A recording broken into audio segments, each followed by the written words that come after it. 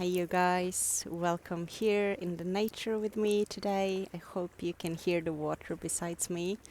I hope you don't hear too much of the wind. It's pretty windy, but I'm trying to get a good shelter here with a tree. And there's sun. Yay!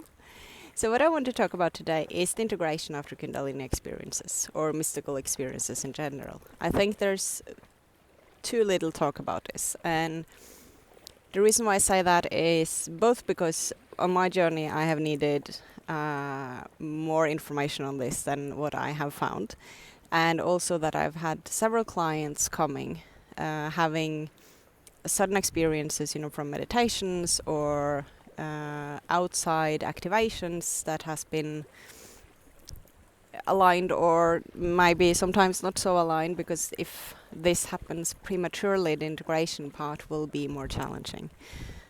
So in general I will say let things happen quite naturally, because your body knows. Your body really, really knows. For me, the Kundalini is a very active part of my life, I will say. I'm living with an active Kundalini. It was spontaneously awakened when I was 3 years old. And after that it was blocked for many years, and it was a part of my healing journey as well to allow that starting moving again. So it's very much a part that I'm living with and that I have been experiencing and constantly am experiencing. Now, I did a video a few weeks back where I talked about having had a very powerful Kundalini experience where I was left in a bliss state for 2 days afterwards. And so I thought it was a good opportunity now to also comment on the integration afterwards. Now, I am someone who has been on the path for many years, consciously, uncovering things about myself, expanding my awareness. I'm not afraid to dive into my own shadows, and still, of course, there's so much I don't know, and so much I don't know that I don't know, like with everyone. I will say that the experiences I have now, when it's like a bliss state that was for 2 days, the integration afterwards is much easier than it was. The reason why we need to focus also on the integration part is that there is a gap between the consciousness or the level of consciousness where you're at normally, and then when it opens, and like when I was in that bliss state, it's like everything that's the state of just love, right? So for me, in that experience, what was that I talked about in the video, and I will link that video below as well, I was just watching my the field of the mind in my field, like the veil of the mind, but I was completely free of it. And that was amazing, because I have a very active mind. Those that knows me are very aware of that. Also a mental projector, so this is like where the energy is going, right? If you are aware of or have knowledge about human design. But anyways, back to my experience. So I was completely free of self-judgment. I was completely free of self-criticism. And that was amazing. Just amazing.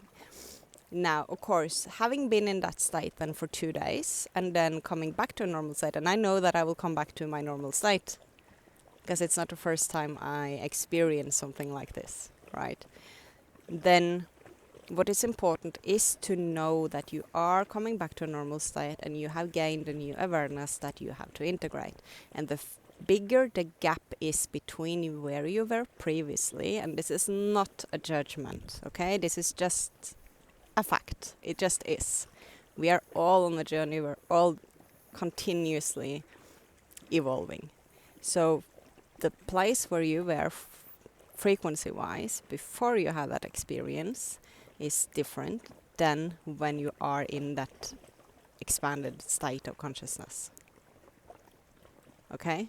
Makes sense? So when you're coming back, you will have the opportunity, and that is the gift in an experience like that. You have the opportunity to become very aware of what that gap is. And then you do the work to bridge that gap. instead of coming back and then judging that you're no longer there and what is wrong with me because I'm not in that state, or I wasn't able to keep that state, or you get in desperate need of just feeling in that state again because it's so much better than just, walking around like a normal human with its shadows and its thoughts and its uncomfortable emotions and all of it, right? Even though in that state you're still a human, you're still having emotions, but you're so aware that you are not it, that it doesn't matter. But when you come back, you have all the thoughts, you have all the programs, you have all the conditioning that is still there. And then use the experience you had to find where those are. So instead of judging, not feeling like you did. Or it can, like for some people, if they have like a spontaneous Kundalini awakening without any like previous work with awareness or self awareness to any degree, it can be quite a shock. And then, well, if the gap is too big and it's induced by drugs, for example, it can cause people coming into psychosis because the cognitive dissonance gets so big. Okay, so we have all of these different degrees of it, which is why you should not play with these things, but really have conscious awareness of what you're doing and what these energies are doing. It's simply opening your awareness, it's opening your consciousness so that you can see beyond and experience beyond the limits of the mind and the limits of that the mind creates for this human. And remember that there's nothing wrong about being human. We are in this human experience for a reason. And even though we can feel different coming back, so when I came back from this experience, I was still like so happy for having had it. And I'd been very curious for how long it would last. And my body went into a clearing, so a very physical, literal clearing for a few days, which is a very normal thing as well, because that is the body letting go of what it was able to let go of, right? When I was in a different state, I was not holding on to the same things that I am holding on to normally.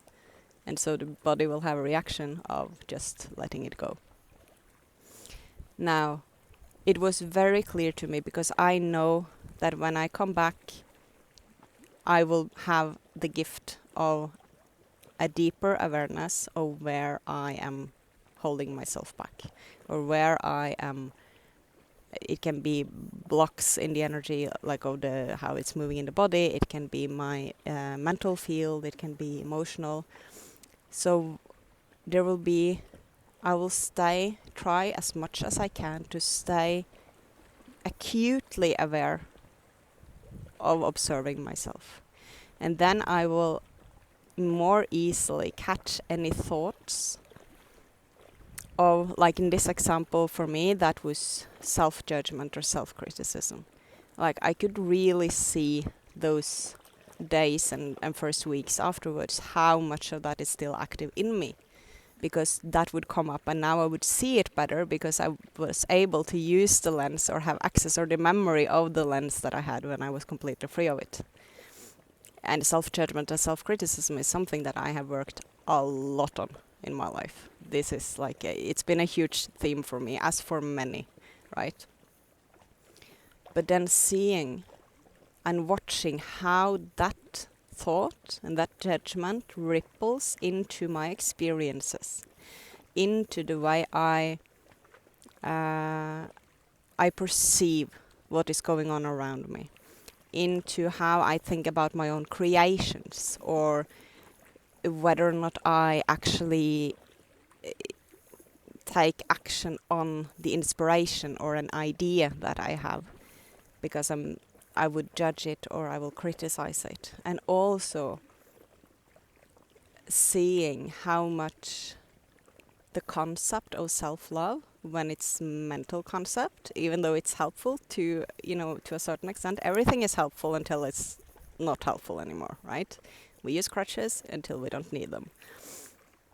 But the feeling of actually, like, of self-love to me was so clear then that it was much more like it's there when there's no judgment, when there's no criticism, because all the limitations are coming, or parts of it is coming back to that. So using that awareness to not go into further judgment or make it into something wrong or judging your life or all the experiences you've had in your life, but actually using it to gain the awareness, use it as a gift to gain the awareness of where you are believing in lies in your life.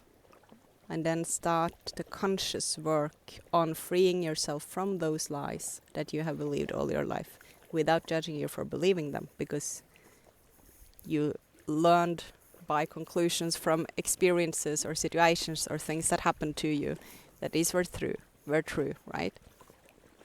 But they are not. And when you see that, it's a very different experience in those experiences, right? You see how much is wrong, or how much is, I want to really say wrong because you're out of that polarity as well, but you see how much is misinterpreted, is misunderstood here by us humans. And you see how much that is within your individual being and your individual experience, but you will also see that in the society at large. And then coming back, it can be easy to lose faith, lose hope, be like, where am I even going to start? Because the gap is so huge, right? But that is where you take step by step. And you do what you can alone. And if you need guidance, if you need someone to walk with you on parts of that journey, you contact someone that you resonate with, that can see you, that can understand what you're moving through, and help you take the steps that you need in order to just free yourself from those limitations, so that you can live more and more in your truth, in your authentic expression, without all of those limitations that are in your mind, that are not really true, so that you can create, so that you can be more of who you are, so that that energy can actually move freely more and more in your body and out in the world and have ripple effects. But that gap between the experience of a mystical experience or the bliss state and where you are at normally, don't judge yourself for that gap. It is so important to know that there is an integration there. It's not just going into a bliss state or having someone or taking something in order to get into a certain state and then everything will be fixed. It is after an experience like that you need to do the work. And the work is less and less the more aware you become, the more you have done this work previously. And some perspectives will just shift. Like I would say after that experience, even though the self-judgment and self-criticism in my life is something I've worked on for years and years, and I've had many, many breakthroughs on that, I will say that this experience of those 2 days have shifted a lot, because now I really see. It's almost like I can see what my little human is doing in a very different way than I would do before. And that will help me not believing in it, right? And it will also help me being very gentle and self-loving and meeting myself in a much more compassionate way when I see that, oh, now my little human, she's believing in that. How cute isn't that? Eventually she will not believe in that, but I can see she's doing that now, and I can see that at the same time as I can be feeling it and just, thinking all those thoughts and believing those thoughts, and then I can hold both. And that is so much easier now to not lose that other perspective. So I hope this is helpful for you guys. Please pass along the video if it was helpful for you, so that others can have some assistance from it as well. I do offer personal sessions as well, so if you're interested in that, you can take a look at my website. The links will be below to both my website and my Instagram. Hit the like button if you like this video, because that helps my work. Subscribe, share, all of that.